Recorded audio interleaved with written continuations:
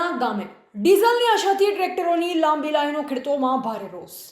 નખત્રાણા તાલુકાના નિરોણા ગામ ખાતે પેટ્રોલ પંપ પર ટ્રેક્ટરોની લાંબી લાઈનો જોવા મળી રહી છે. ડીઝલ પેટ્રોલની સર્જાયેલ ગંભીર સમસ્યાના કારણે ખાસ કરી ગ્રામ્ય વિસ્તારની ખેતી ઉપર મોટી અસર પડી રહી છે.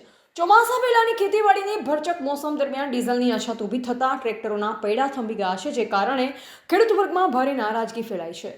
ખેડૂતોનું કહેવું છે કે સમયસર ડીઝલ નહીં મળવાથી હળ ચલાવવું, વાવણી પૂર્વેની તૈયારીઓ તથા અન્ય ખેતીકામ પર સીધી અસર પડી રહી છે.